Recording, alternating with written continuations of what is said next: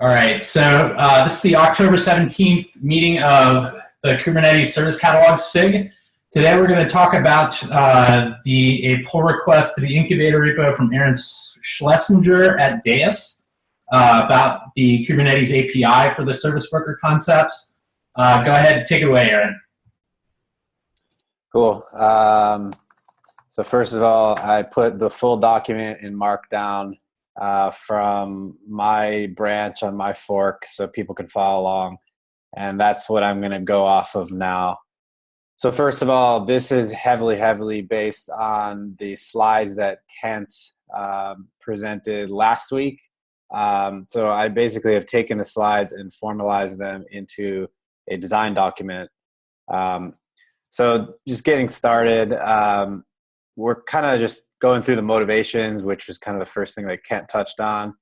The primary thing here is we wanted to tie together all of the demos that we saw the week prior, which was on October 3rd. But in addition to that, we want to kind of solidify all these things together so that we can go forward and build demos if we want to against the same long-term vision. And specifically the same semantics for what we're going to call service catalog controllers will do, and how they'll they will interact with the Kubernetes ecosystem, what the resources will look like, what the data structures will look like, how they will update the data structures, what they expect the user will submit to them, so on and so forth. So then moving on down to the API precedence, Kent originally decided to base the concepts herein on persistent volumes and ingress controllers.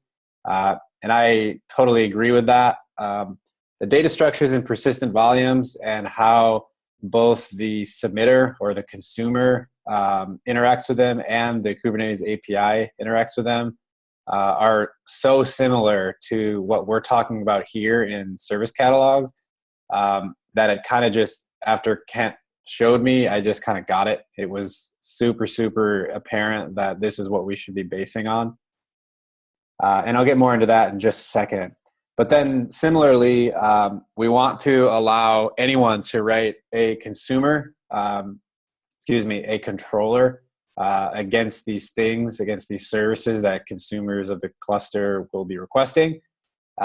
So just like ingress controllers are just a pod that's running that watches the event stream, we want the controllers to be a pod that's running that watches the event stream for these specialized resources that consumers will be submitting to request a service or request access to a service. So then moving on down to Kubernetes resources, I'll let people read these for themselves. There are 4 new resources that we're proposing. These will not necessarily be resources that we're proposing to immediately go into the core. We have previously discussed some implementation details about how to actually represent these and sort of what the flow will be implementation-wise from now until they end up in some official capacity. And finally, whether or not that ends up in the core is, I think, still up for debate as well. But briefly going over these, service class is the kind of service. It's roughly equivalent to what a storage class is. Service instance, just as it sounds, is an instance of a service class. Both service class and service instance are going to be bindable, or I should say claimable by a consumer. And I'll get into the semantics of that in a second. Of course, there's a claim, which is how the consumer interacts with the instance in the class. And then the claims result is a binding. The binding is more or less at this point a pointer. Well, first of all, it's a record that someone is using a service. And then second of all, it's a pointer to all of the credentials and connection information and so on and so forth that the claim produced.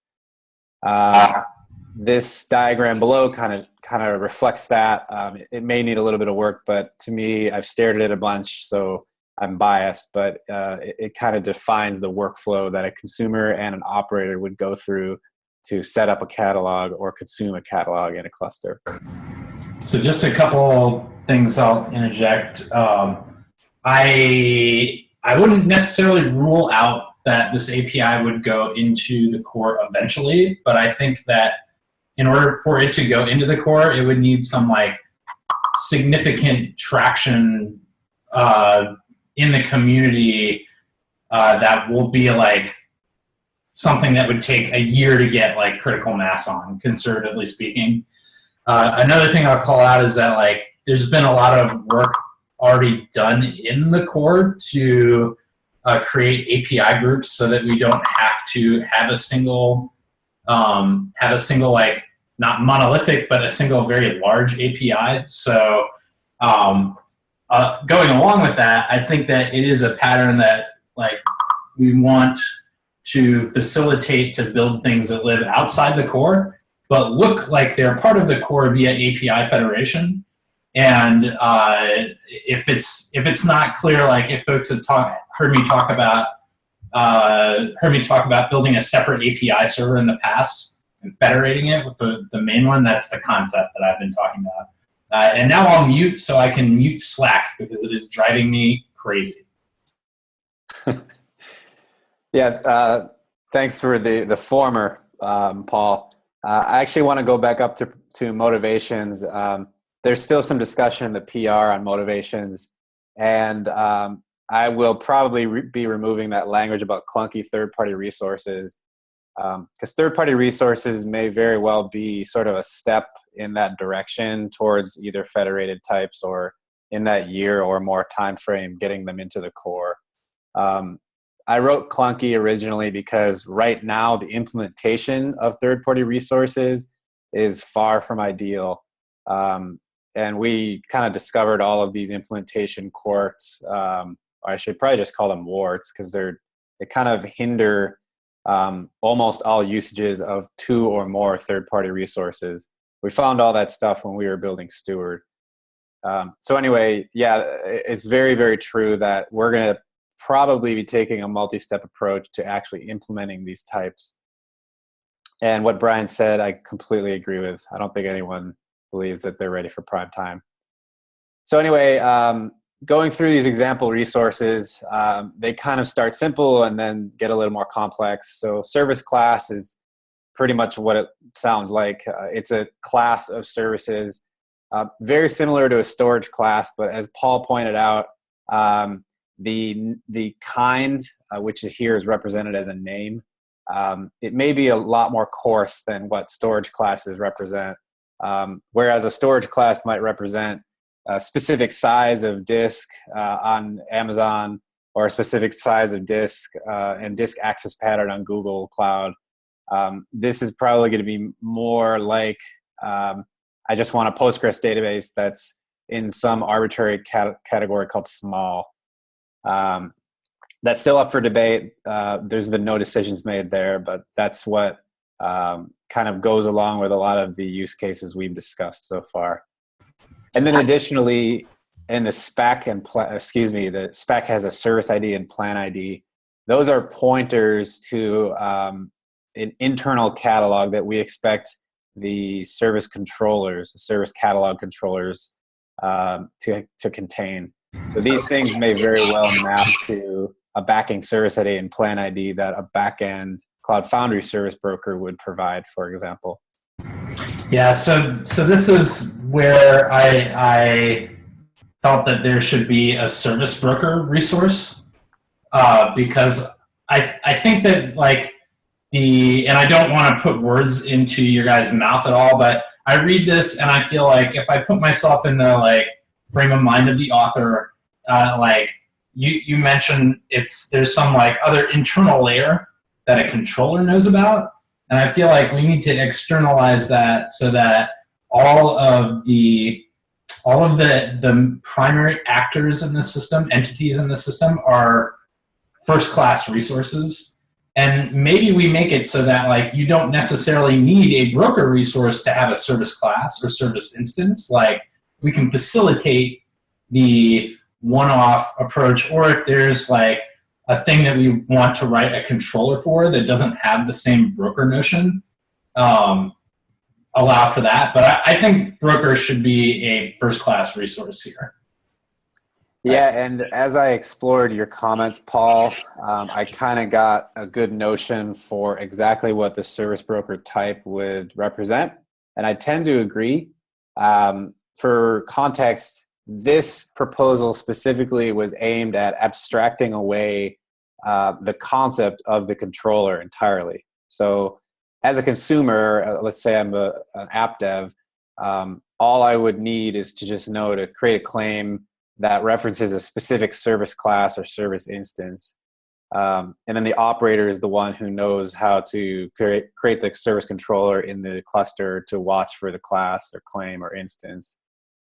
But the reason I think that it makes sense to add the broker is not specifically for the app dev, but for the operator to have sort of a definitive record of what brokers are in the cluster. And what should and should not be listening. Yeah, I agree. I agree with what you said. I think broker is like a notion that as an app developer, I do not care about, but as a cluster operator, I care a lot about. Yeah. I wonder, would you guys be willing to incorporate a broker resource into this pull request? Yeah, but I think what I'm going to do is after I address all of your other commentary and others' commentary, then I would either like to merge this and just make a note, like a to-do essentially, and then get the commentary on the broker later, or at least finish up everything first and then put a new broker section and elicit comments just for that section. Yeah, I'm totally fine with that. There's no reason it has to be in this pull request, just as long as we agree that it should exist and there's a to-do. Sure. I think that's awesome. Cool.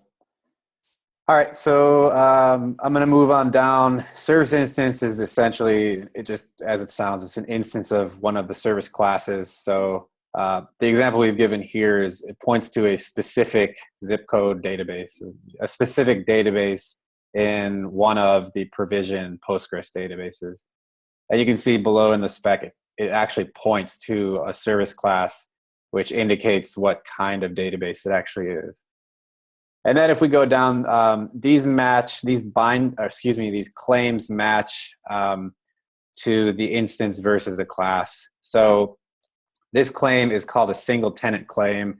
And if we go down to the first element below the spec, it points directly to a service class. I'll explain the mechanics behind this in a second, but essentially what this is saying is that the service catalog controller behind the scenes, should provision and bind to the given class. And that effectively ensures that the consumer who submitted this claim is going to have exclusive access to the provisioned Postgres large database. And then the second element there under target binding, it just points to the service binding that will be output. And that service binding will have pointers to all of the credentials that tell the consumer how to connect to that Postgres. And those last two fields, they're not written by the consumer. They're just written by the service controller to update on what is the progress of the provision and bind operation. So I do have a question about service instance claim and service instance binding. Sure. Is there a particular reason that you decided to make them separate resources? Because service instance binding seems very much to me like the status field of service instance claim. Yeah, that's a very good point. It's pretty much purely from a usability perspective. We found that with the prototype and steward, the claim ends up getting very overloaded. So as it stands right now, you can see a status in there, and the status is the thing that will change, actually along with the status description. But once we started adding more details about the output credentials and the fact that the thing is done binding, it actually got confusing even for us to try and manage which services were bound and where are their credentials. So we decided to add this kind of very small shell called service instance binding that represents the fact that a claim has been completed. I guess I'm not convinced yet that they should be different objects, but I don't want to derail your this entire conversation based on that. So perhaps you can keep going and we can discuss later. Sure. One thing I want to mention real quick, Aaron, on the explicit binding also allows us to return additional things like secrets, config maps, and potentially other resources, whereas with just using the claim, that was a little bit opaque. Yeah, but is there any reason that you can't just have like the status field of service instance binding be the status field of service instance claim? Yeah, I don't think there's any technical reason why all of the stuff in service instance bindings status field couldn't go into the claim. But just for reference, what we have now inside of the, we actually have an extra field in the existing claims that Steward uses. And that's very overloaded, and it's actually implementation specific as well. So the Helm Steward writes a completely different set of things into that field as the Cloud Foundry Steward. So it just felt a little bit more messy than having a brand new resource called binding that both acts as the indicator that a thing is using a service, and also acts as sort of the central location that points to all of the secrets, config maps, and as Jason said, the other resources that we might output in the future. So a lot of Google engineers are missing today for an offsite, but on the Google side, we've been thinking about binding as a first-class thing as well. I mean, this idea that these are all the intents for connections between applications that that exist and that have passed back successful credentials just kind of makes sense, especially if you're starting to think about, okay, well, maybe I want to build a UI to represent the graph of all these connected things, to check a whole bunch of claims and check their status to see which ones exist and which ones were rejected. It seems a little weird. Like I think binding is a first class thing. So like, let me make an analogy, drawing on your own analogy to the storage nouns. So like, I look at service instance claim, and I think that's persistent volume claim, right? So persistent volume claim has a status that tells you whether it's bound, and I feel like there's not anything that is so intrinsically different from this aspect of like storage versus service broker services to merit like doing something that would be like having a binding resource in addition to claim for persistent volumes. Does that make sense? That does to me. And that's actually, to me, that's the most powerful argument against the binding object. So it may be that we take this out and then see how reasonable it is to represent, like Jay said, represent that connection information so that you could build a graph, and like we were saying, represent the information about all of the outputted credentials info. It may be that we put that into the claim and then just see how implementations handle that. I'm actually open to either way. This binding for me, and I think I speak for at least Jason and Kent, you guys correct me if I'm wrong, but I think for us this is a direct result of thinking a little bit more about the output of a claim in the context of what we saw in Steward, and also the context of what we saw for kind of use cases going forward. Yeah, so just another idea I'll throw out there, like instead of calling out as first-class fields, like each particular different API resource that may have been created as the result of a binding, we could just have a list of references that are type agnostic that carry the type information as part of the status. So you get a list of references that might point to secret, config map, if we're talking white box, deployment, or pet set, whatever.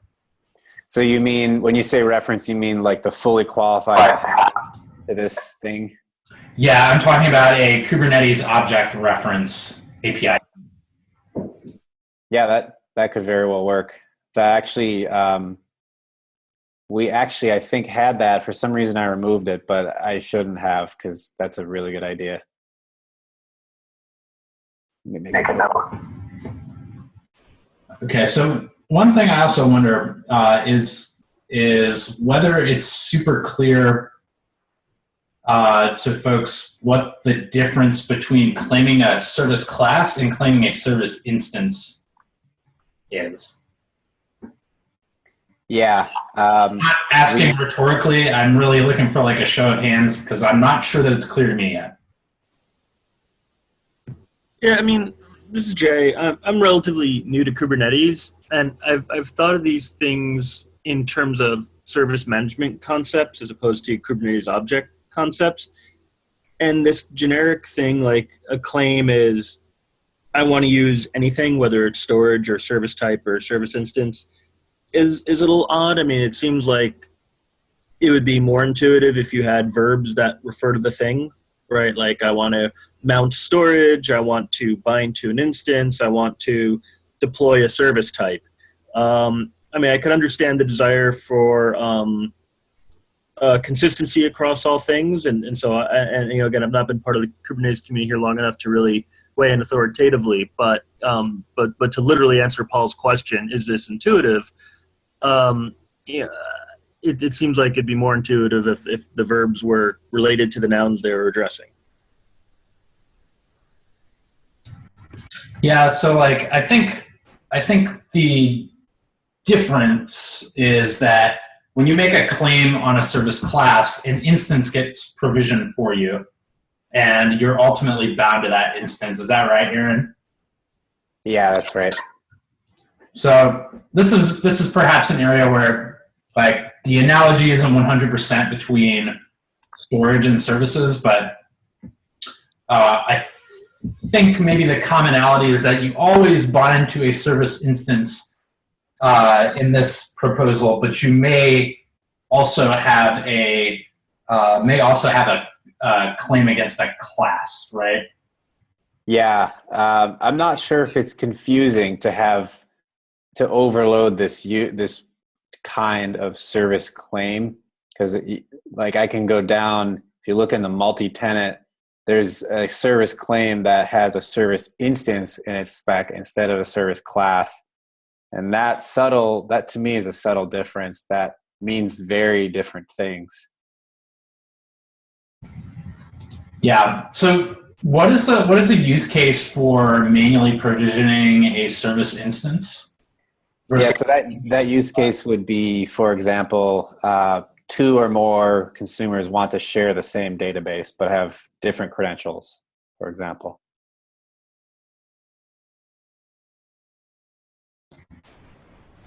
It's not obvious to me how that means I should have just a service instance. Yeah, so it depends on the broker implementation too. But let's say you had a broker that on provision created a new database instance, and then on bind just gave credentials to that database instance. The service controller implementation would map the creation of a service instance to provision, and then the creation of the service claim to either provision plus bind or just bind. Okay, so it's like say I have no service instances. I've got a service class for my database service. The first time someone claims it, the instance gets provisioned, and then the next person that wants to claim it may arguably just make a claim against that instance, right? Yes, that would be a pretty common workflow, I would guess.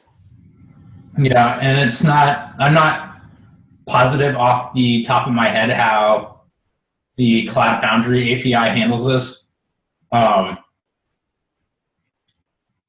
So I don't have anything to draw on there. Okay, maybe we can leave that as a point of discussion to hammer down either on this or in a subsequent pull request. Sure. I think it definitely needs some more clarity, at least, if this indeed is a valid use case. I happen to think it is, but I think just the fact that we have a claim that can do two wildly different things just by changing one field, just personally, that might not be the best thing. But anyway, yeah, I'll continue down. I just mentioned the multi-tenant use case. You just point the claim to an instance, which represents an already provisioned thing. In that case, the claim will just do a bind and then return the bound credentials back to you in that binding object. And then we go down to the service catalog controller. And this effectively is a spec for how someone should implement a controller. And controllers can be implemented in pretty much any way. We guess, I think a lot of us guess, that most controllers will just be adapters to a backend Cloud Foundry broker. But we've implemented controllers as Helm chart installers, as Docker image runners. Just runs a Docker image in a pod. I think internally we also did it as a basically just a set of 4 different curl commands as well. So the point is that these are implementable by anyone and they can do anything.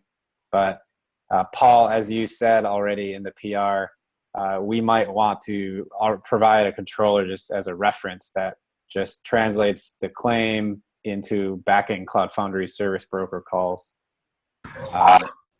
So I'll let you guys read all these implementation details, and if there are questions, either comment here if you've gotten to it, or put them on the PR. Yeah, so like Aaron is correct. I did say on the pull request that I think that we should provide a controller that knows how to speak the Cloud Foundry Service Broker 2.0 API. I think if that thing that I just referred to is good enough, that you shouldn't have to write another one. If you have your own plans where you think you need it and you're going to write your own and add something to it, I think you should be able to. I definitely think that you should be able to run multiple controllers that handle different backend APIs. So for example, say that I want to run a controller that is my adapter to Cloud Foundry Service Broker API. I should be able to do that and also run one that is white box. Like I think it is, it's a little different than Ingress. I think Ingress is another good analogy, but it's not 100%. So with Ingress, I think operators will be like, well, I only want to deal with one type of Ingress that I want to manage. I think this is a little different because there's, I expect that we'll have like a bunch of different approaches that people want to take. And we also know that like the best, not the best, but the most mature API in this space, the Cloud Foundry Service Broker API, is also pretty limited, right? Like we can't account for white box things in Kubernetes in that API.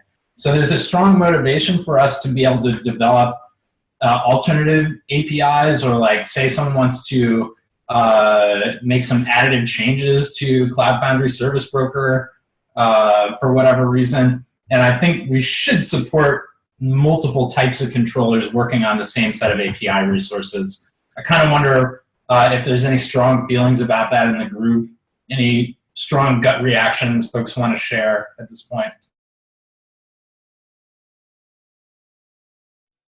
Well, I can lead it off and plus one that. I'm not biased. I'm not hearing anybody say no. So one thing I've been wondering about since Saturday when I was looking at this pull request is, what is the right way to account for that design goal? Do we annotate these resources with the controller that handles them? I don't think there's any existing precedent in Kubernetes. The one possible area of precedent is that we want there to be, eventually we want people to be able to implement their own storage, like persistent volume dynamic provisioners that work with storage class and PV and PVC. But I don't think that we have any, and I could be wrong about this, but I don't think we have a robust scheme for aligning particular resources with the actual controllers yet. And there's been a question in that domain of like, what is the alignment of storage class to provisioner that, as far as I know, is still unsettled. So I have only more questions and no answers, but that is what I have. Well, this is that's a great question. I had two thoughts. One is that service broker object could be a mapping effectively between the controller and the class, and therefore also the instance. So like an annotation on the service broker, and you could walk the reference back to the broker that offered the thing? Yep, exactly. I gotcha. So effectively, the controller can know about the broker object that it's associated with, and then, like you said, it walks from the broker object down to the classes that it should be responsible for. So there's one possibility. And the other one is kind of the opposite of that, which is since the service class already points to the service ID and plan ID, the broker can be pointed to the service class or classes that it should be responsible for. And then given those service ID, plan ID pairs, it can effectively calculate which service classes and thus which service instances it's supposed to know about. There's two thoughts off the top of my head there. Yeah, I think we can probably handle that in a follow-up pull request. Alrighty, cool. So then the last two, visibility, we've pretty much followed, I believe, with the exception of service instance binding, because that doesn't exist in persistent volumes, as you said, Paul. The first three, service class, service instance claim, those follow persistent volumes. So service class and service instance are cluster global. The claim is namespace scoped. The controller, I believe this is at least similar to Ingress. The controller gets to make its own decision on what namespace or namespaces it should watch.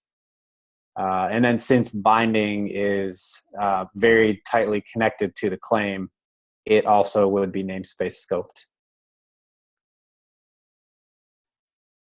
Yeah, the only one I struggle with about this is whether service instances should be global, or whether they should be namespaced, or whether there should be a namespace variant of them. Yeah, same with us. And I think instead of answering that question, we essentially added security mechanisms to address the different types of instances. If we go down to the binding policy, the binding policy effectively allows service instances to always be global, but then define which namespaces can interact with those service instances. So that, I think that probably solves about half of the use cases that you had in mind, Paul, but would like to hear about what you think there. Yeah, so I'm not positive that we necessarily need a policy object for to do this. So like if we have role-based access control that we can use on whatever hostless API that can, by service account, give you permissions on endpoint and verb that you can use with it, I think that both of the policies are kind of subsumed by that. I do think it is a goal to have RBAC over federated APIs with the core. So we might get that for free from that. I definitely think we do need to quota things too. That's my gut reaction. Yeah, if we could solve this with RBAC or solve many of the use cases here with RBAC, I think that would make all of us extremely happy. So that would imply that service instances would be namespace local.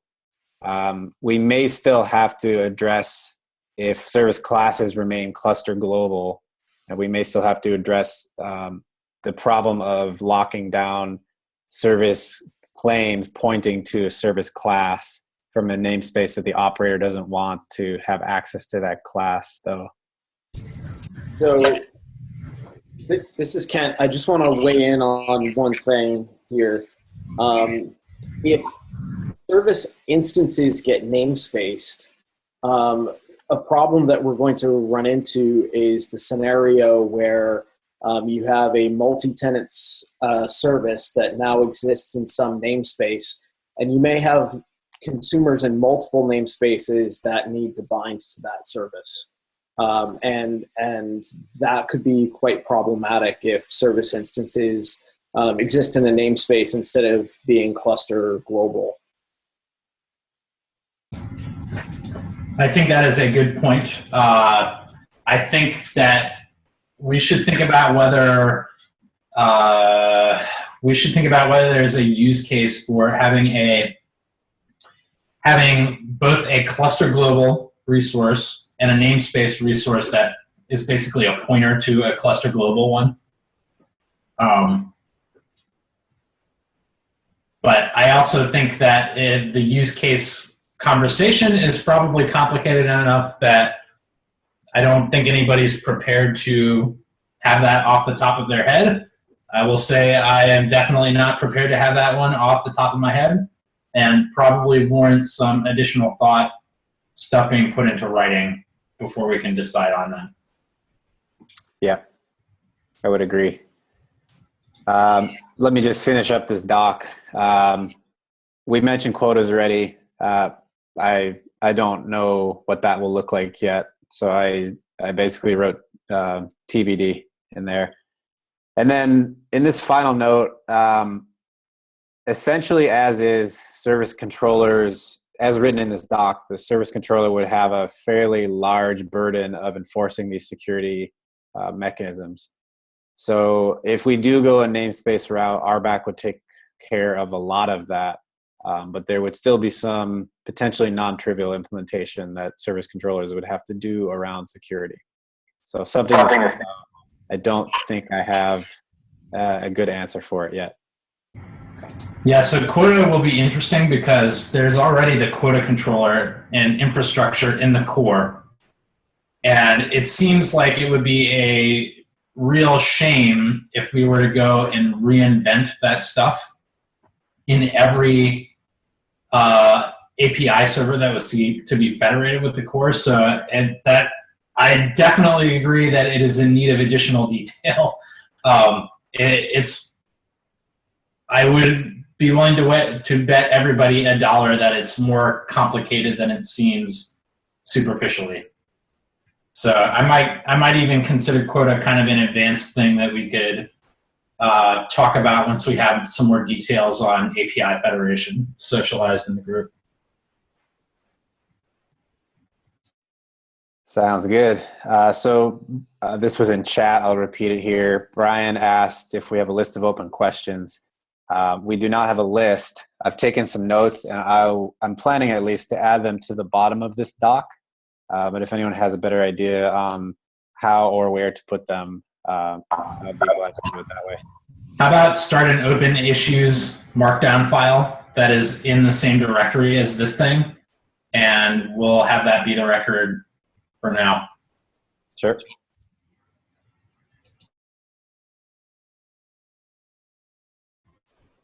Well, that was a pretty enormous blast of information. So I think this is an excellent start towards an API. Probably what we need to do is, as Brian suggested, collate our open questions. I think that it would also be good, since we are now talking about API, if we had some folks from the group who are willing to do some research on API federation and some of the like, what are the current capabilities of the generic API server and so forth, and start thinking about how do we actually build this thing and federate it with the main API. I don't necessarily think anybody needs to call out that they want to do that now, but I will say that I am interested in doing that. So I'll put my hand up to myself and say, yes, I'm interested in it. I will try to spend some time looking at that.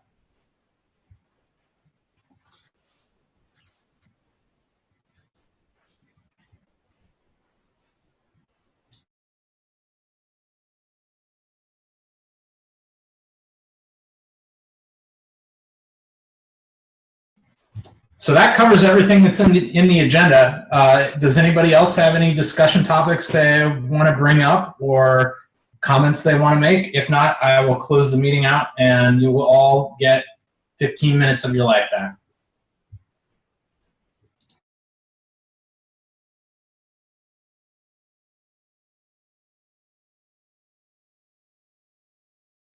Okay, I'm reading a no from the silence. Thanks, everybody. Thanks a lot, Aaron and Ken.